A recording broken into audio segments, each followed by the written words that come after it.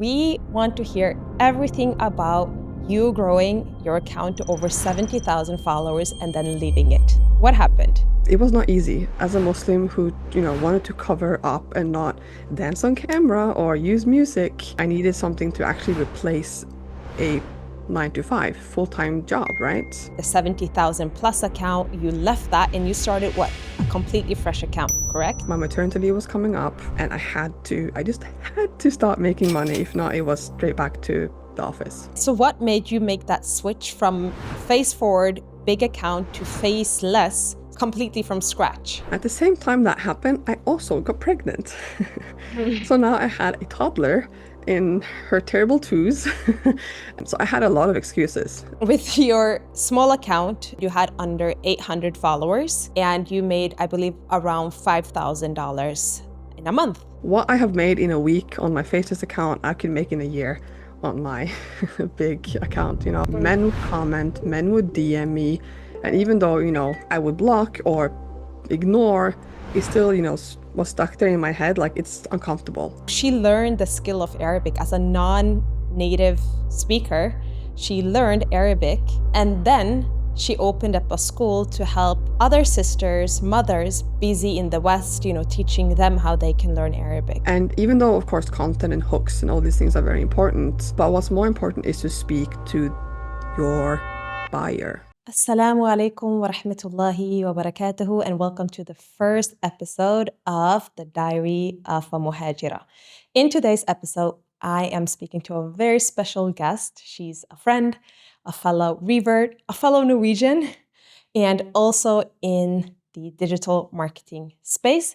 So let's jump straight into the conversation. Sister Jay, thank you so much for being with us today. And we want to hear everything about you growing your account to over 70,000 followers and then leaving it. What happened? Yes, what happened? So I needed money. I needed to make money. To be very, very frank, to be very honest, like I had spent so much time, so much energy, so much effort while having a toddler, having a baby, growing this big account, and I just didn't get anything back from it. I didn't get money doing collabs or anything like that. So I had to do something different to actually make money. A lot of people, though, think that, numbers equal money. So the more followers you have, the more money you make. Can you tell me about your journey with having a lot of followers, but not necessarily converting that into income? Yes. So I started my account as a account where I shared my journey coming to Islam or after converting, essentially. So, hijab and all these things, right? And it was just a personal account. I wasn't like speaking on topics I shouldn't speak about, or I was shared about modesty. I shared about my thoughts, right? And that, of course, attracted a lot of people, as usually convert content does. But it was not the right type of people, you could say, if I wanted to monetize. And when it comes to paid collabs, which is the most common way of making decent income when you have a big following, it was not easy. As a Muslim who, wanted to cover up and not dance on camera or use music, it's very tricky to find good paying collabs from Muslim brands, especially. So it just did not work. I literally did not get much collabs at all. And, a lot of people would think that if you grow a big account, that naturally brands come to you, even in the Muslim space. What would you say? You just mentioned that that was not the case, but can you tell us a bit more about sort of what you tried? Yeah, so essentially when it comes to the Muslim, like I didn't want to work with non-Muslim companies because I wanted to make sure that it was all, good, halal. I didn't want to promote anything that I wasn't 100% sure about. So reaching out to Muslim brands was either I didn't get a reply, maybe my account wasn't big enough, because to have to get a good paying collab and actually living off of this, right? Because of course I had some collabs here and there that brought in a tiny bit of money, but not enough to pay my bills, which I needed. Yeah. I needed something to actually replace a 9 to 5 full-time job, right? And these bigger Muslim brands didn't respond, or yeah, I didn't get a response essentially most of the time. And the smaller Muslim brands couldn't afford or maybe didn't want to pay proper payment for a proper collab because a Mm. lot of Muslims, they do stuff for free. So why would they pay Right. me a decent amount that I deserve, right? It's hard work. Mm. Yeah. Why would they pay me when they can get people or sisters or brothers to promote essentially for free? So there's an Right. issue there when it comes to the Muslim market in that way. So basically, how did you, when you had this big account, did you have to reach out to brands yourself to try to get these deals? Or was that your approach? Yes, so most of the time, brands would come to me, but they weren't willing to pay. It was either free work they wanted or very, very little payment they were able to do, which for a following and views that I would get, it would be too low. Like it wouldn't be worth it, so to speak, right? It wasn't my prices, I guess.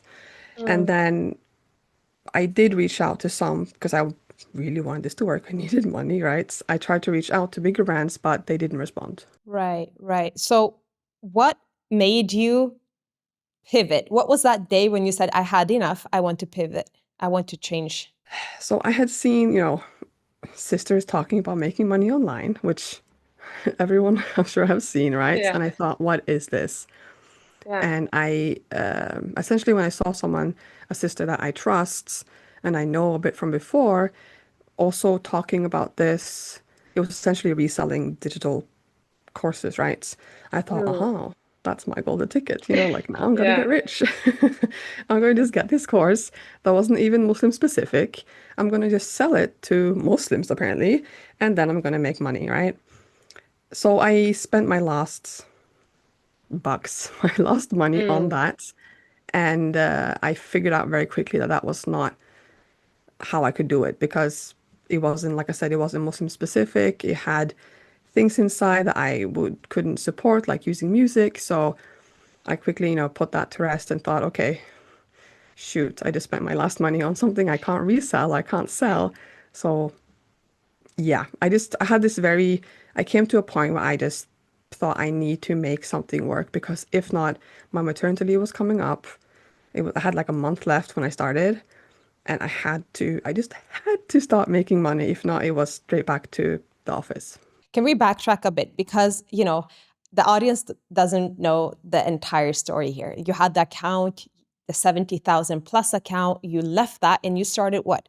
A completely fresh account, correct? Yes, yes, yes. So when I found out I was going to start with digital marketing, so to speak, I opened a new account, which is my current account, with from zero. Like I told no one because Mm. I was like, okay, I'm going to just going to see if this actually works out first, like I'm not going to share with anyone. I also wanted to prove to myself and also others because I am a content creator. I enjoy making content that you Mm. can grow from start, from zero, and still, Mm. grow a bit of a following. And of course, now today I know that you don't need a ton of followers to actually make money, right? So I just started from zero, started from scratch. No one knew about it and just started posting content. And this time around, you were faceless. Yes, this time I was faceless because on my previous account I was face forward. Okay, so what made you make that switch from face forward, big account to faceless completely from scratch? What made you believe that you could, do that? Yes. So of course when I say my account right now is faceless, like you don't see my eyes either. Mm. But I am in front of the camera. I am, Mm. but I am, covered and I don't wear niqab as if I would wear niqab, I guess. Mm. But what made me want to go faceless was because on my, being face forward, having experience with being on camera, so to speak, there's a lot of attention that I didn't want that I got. Like men Mm. would comment, men would DM me, and even though, I would block or ignore, it still, was stuck there in my head. Like it's uncomfortable. If I post this now, I know I'm going to get men commenting, mashallah, or whatever, you know. Mm. Mm. And I wouldn't entertain it, of course not. But it still happens. It will still happen. So I thought that, okay, now I had like more of a plan when I started my new account. Mm. I want to sell to sisters. I want to genuinely help sisters. And what will most sisters prefer? Faceless or face forward? And I Mm. knew the answer was faceless. And just me, myself, I was getting very tired of having my face stolen and plastered on the Mm. internet for other men to see, right? Yeah. I was just, I was used as the revert story. So yeah, I just got very sick of that. I completely understand that. Yeah, I think subhanallah, it's interesting because knowing your story and knowing that you had massive success with a faceless, very small account compared to a face forward, very big account, I think it really kind of challenges people's beliefs. So tell us a bit about how you approach this new account versus the old account. Yes. So when I, of course, started my first Face Forward account, I didn't have a plan. I didn't have a strategy. I just started posting. So obviously that did not work out because my audience was passive. They were not buyers. I hadn't attracted the right kind of people or sisters that I could sell to if I wanted to sell. Because online on Instagram, you don't get paid for views, right? You have to actually sell something. So when I started this new Faces account, I had a plan. In the beginning, it wasn't the perfect plan, for sure not, but I had a plan. I had the intention of this is, a business account. I am gonna speak to sisters that I want to help with my products and just keep it very clear, very specific. Is it Alex Hormozy or whoever will say that the riches is in the niches or niches? Mm. And there is truth to that, especially as Muslims, because we already kind of have to narrow down by speaking to Muslims, and then you have to go even a bit more narrow, to Muslim women, and then a bit more narrow. So there's definitely truth to that. If you're comfortable sharing, well, I know the details. So, with your small account, you had a particular period, you had under 800 followers, and you made, I believe, around $5,000 in a month.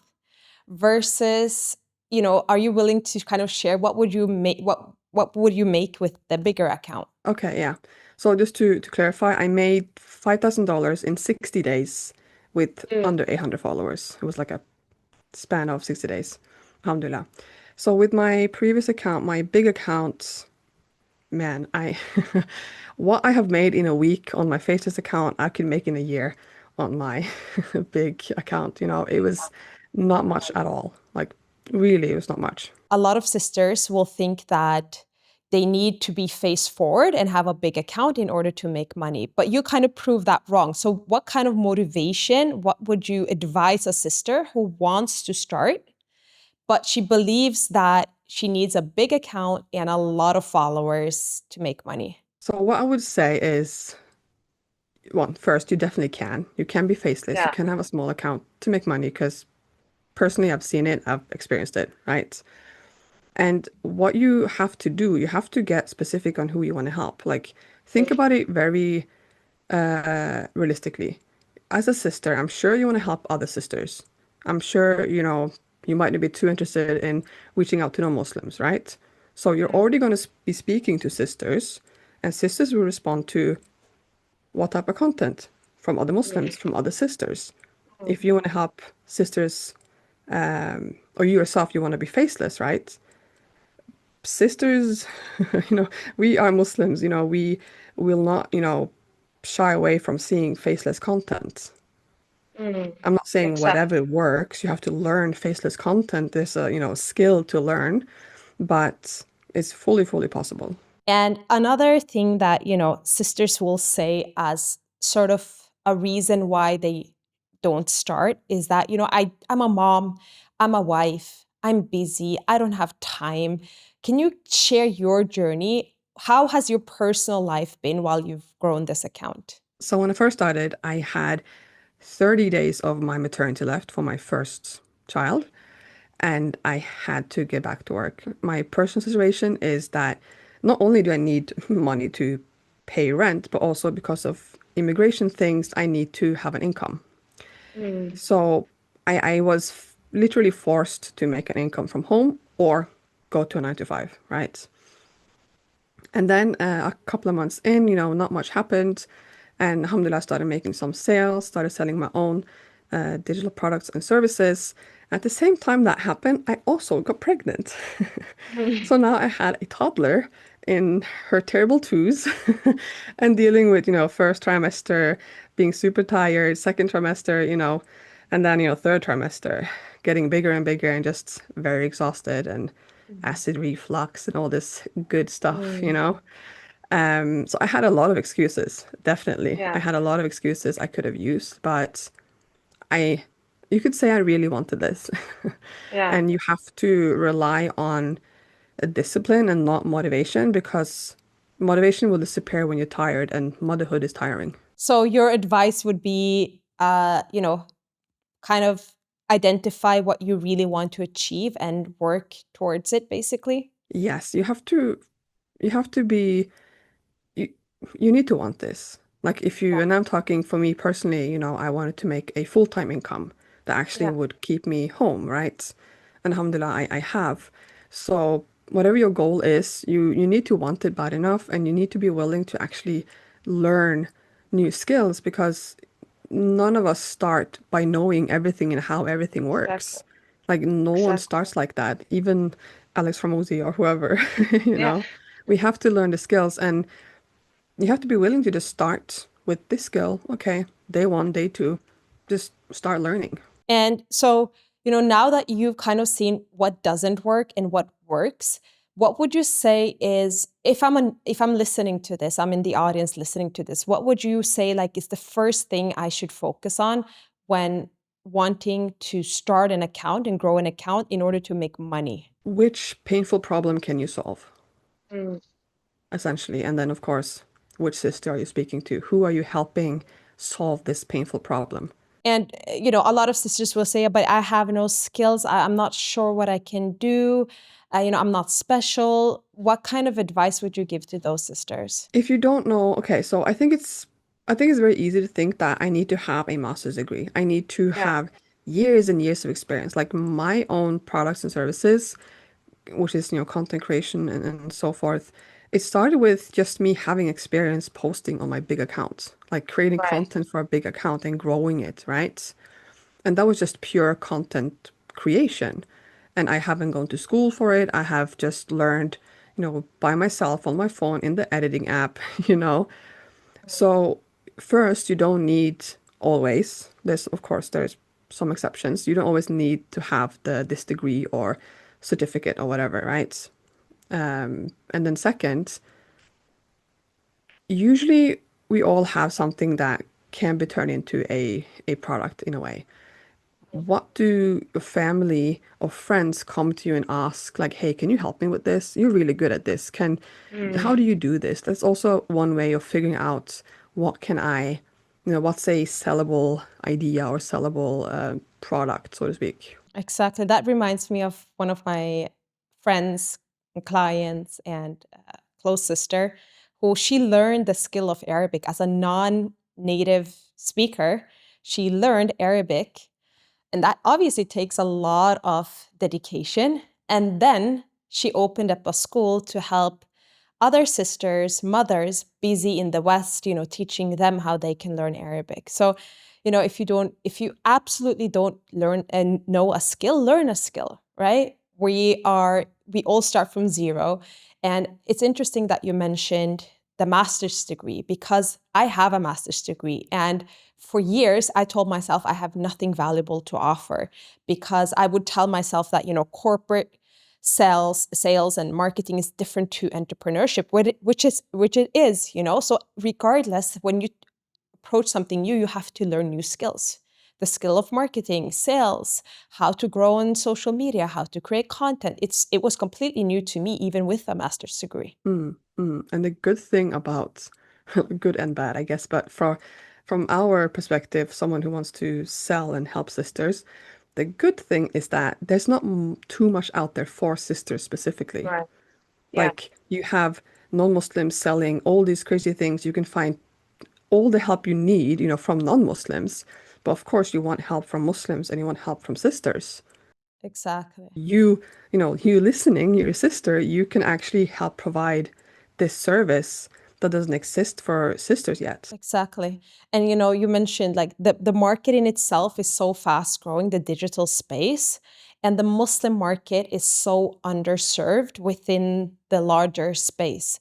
But it's unfortunate that sisters think that, oh, I see a few other sisters doing this, so I can't, like, there's no reason for me to do it. When in fact, there's actually a massive reason for you to be doing this. You just need to be a few solid steps ahead of the sister that you want to support. Now, you know, obviously, if a sister wants to start, she will see tons of advice on Instagram. Do this trick, don't do that. You know, these are the things that you need to do, grow your account. Like, how should she approach this? First, just do it, just get started. Yes. Like you can take forever to plan everything to perfect, the perfect details. And I am a perfectionist. I love to plan and, I have my Yeah, fridge with lots of, I've written seen things on it. it. You've seen it, my messy fridge. But yeah, decide to get started and decide, even if you're not sure about like, I'm gonna have a product that does this, it's a PDF or it's a course, it's a this, you know general niche of what you're going to be talking about. You know Mm. your niche, right? And then who you're targeting and start posting content. See, like Exactly. if you're not sure whether it's actually monetizable, then you have to test. Talk Right. about the pains of the problem you help solve, right? Talk about the desire of when you've solved that problem. Does Right. it, do you actually get some attention with this? Then, most likely you can also monetize it when people come to you or they comment, oh, this is really helpful. I Mm. would love this, or, whatever. But the main point is figure out your niche or your general idea if you don't have a very specific idea just yet and start posting.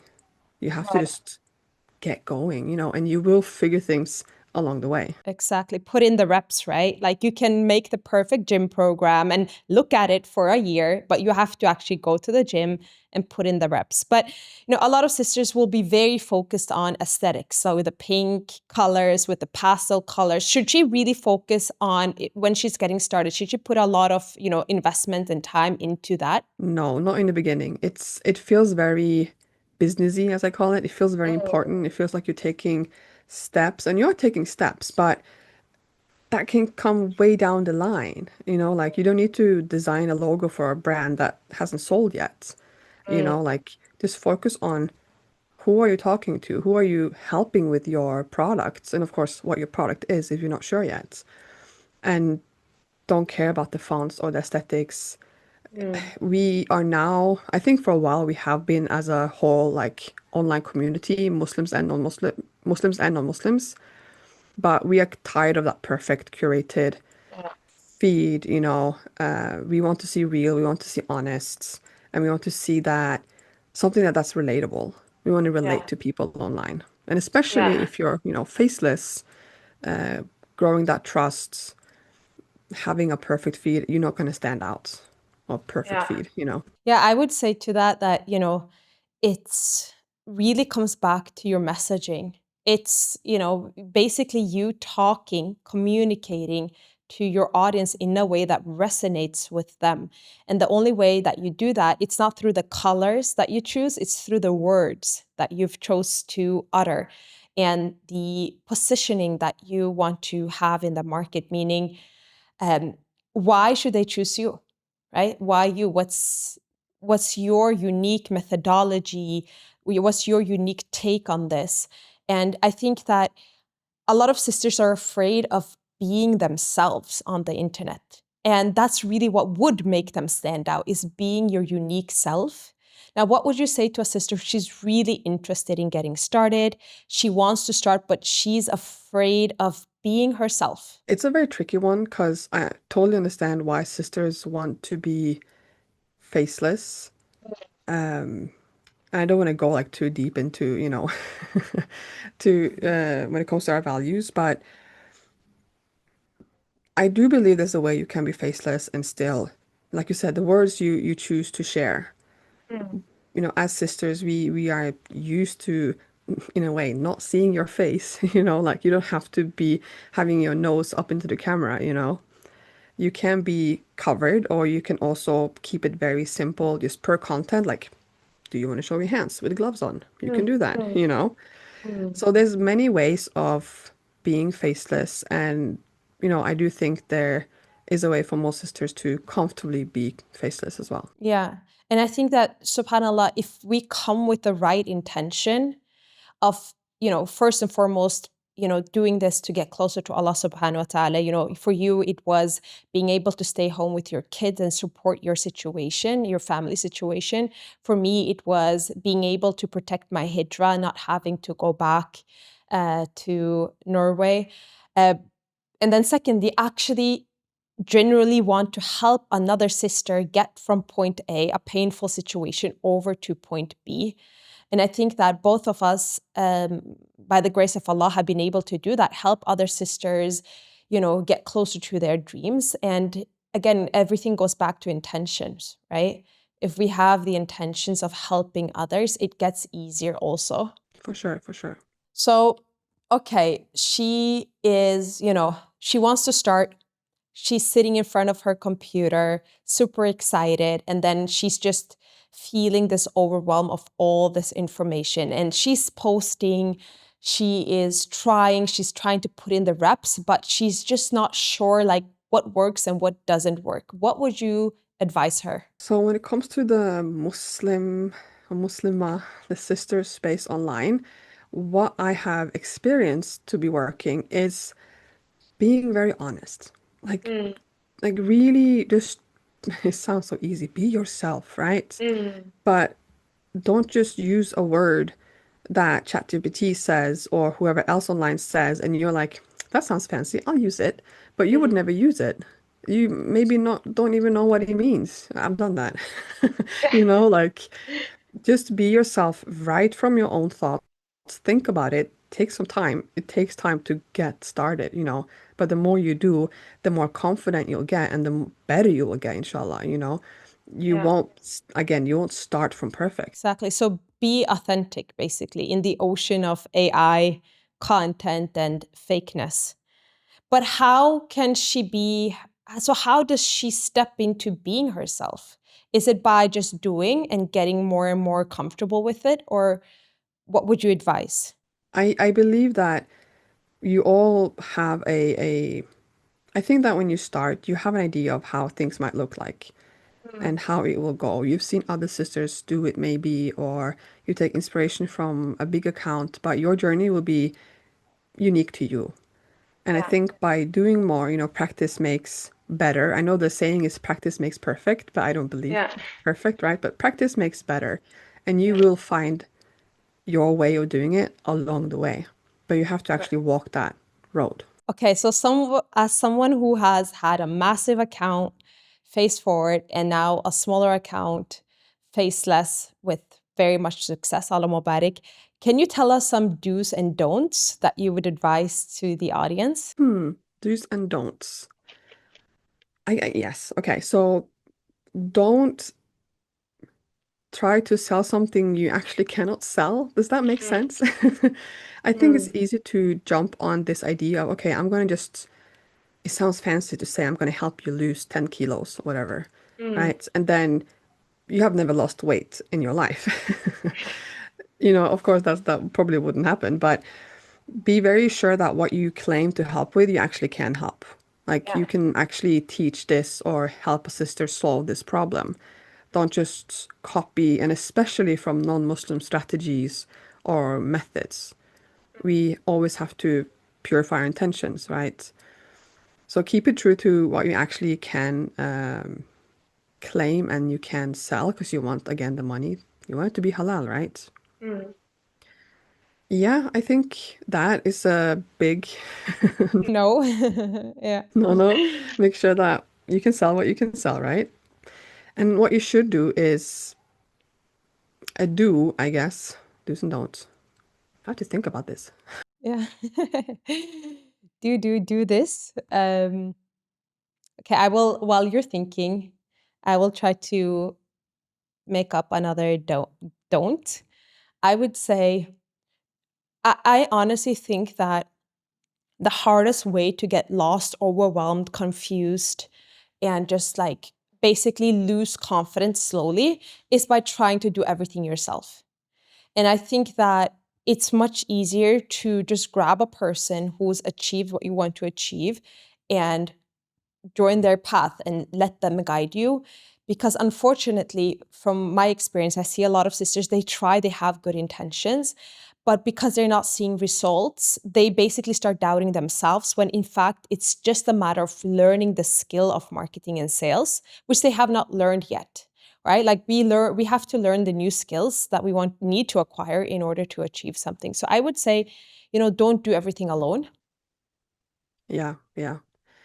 And I think when it comes to social media, it's very easy to get caught up in vanity metrics. Yeah. Like you think that your reel or your carousel is a failure because it got only 200, Yes. 300 views or, low numbers, so to speak. It to me, like when I see that in my reels, like I right now I'm almost at 3,000 followers, which I Mm. think is almost too much because now sisters will start to think that you need tons of followers, Yeah. right? But and my reels don't get 3,000 follow views per reel. Like they get maybe my lowest is maybe 500, 600, 700, maybe a Mm. thousand, maybe 2,000 if I'm lucky. Mm. And even though, of course, content and hooks and all these things are very important, but what's more important is to speak to your buyer, the one who actually will be interested in what you have to offer. Because if you speak too broadly again, you will attract everyone, and not everyone is interested in what you have to offer, right? Yeah, So don't get caught up in vanity metrics. It does not mean that you did poorly because a reel didn't get thousands of views. Like I exactly. recently actually had a reel that got, I think, 18,000 views right now, and for my small account, that's pretty big. I think it's not. I've had millions of views before on my other account, Mm. just to compare it. Yeah. But on this reel, I just had it's a silly little reel, right? It did nothing for me. I got no followers from it, right? Mm. And it wasn't a reel that I put a lot of effort into. It was a very quick, kind of funny thing. So I didn't expect, or I didn't expect, I did, well, I didn't expect anything from it, right? Right. And just to kind of prove the point, no followers. I think maybe one person followed me from it versus a reel I posted a, a couple of days ago that got less than 1,000 followers. I got someone messaging me like, "Can you help me with this?"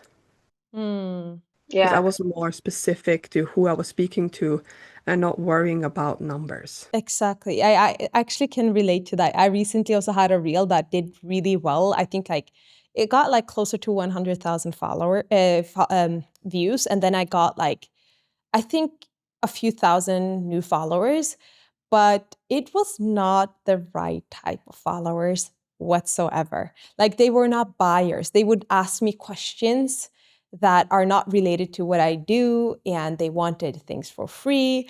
So I'd rather have a small, hyper specific account with the right type of audience that are a buying audience that wants the solution that I provide versus this massive account that doesn't convert anyone. And I've actually had sisters with hundreds of thousands of followers DM me blaming their audience for not making sales and saying I have the wrong audience. Look, I have such a big account. My all my content does really well, but she was making under $1,000 a month, which obviously when you live in Europe, it doesn't cover anything and you put in the amount of effort. I mean, it doesn't, you know, and for me, it was super clear because her messaging was just like, "Hello, welcome everyone," right? And from the outside, it looks like, mashallah, but it's a smoking screen, really. It doesn't convert to anything. Yeah, for sure. And with my experience with my big accounts, like when I left it, I had 75,000 followers. And Mm. last time I checked, 70% of those followers were men. Exactly. Like, why are they here? That's over 40,000 men. I'm like, you're not my audience. Yeah, exactly. So yeah, Exactly. don't get caught up in the numbers. So to round this up, any piece of advice, encouragement, any words you want to give to that sister that wants to do it but has all of these, mental blocks? Don't underestimate yourself and don't underestimate the power of dua. Like you really, truly, I say it all the time, you have to tie your camel. Mm. You really you have to put in the work, you have to learn the skill, right? And you have to just continue making dua and asking for what you want, asking Allah for what you want. Like, don't And underestimate that. exactly. Thank you so much for that. And we will be following you. So this for the sisters that want to follow you, what's your handle? We will put it somewhere on the screen. Yeah, it is Sister J Creates. At Sister J Creates. That's on Instagram. You also have YouTube, right? Yes, I do. I do have a YouTube as well, and that's the same as well. Same. Okay, so if you want to follow you, anyone want to follow her at, we're going to put it somewhere here. Okay, thank you so much. I see you on the other side. Assalamu alaikum. Assalamu alaikum.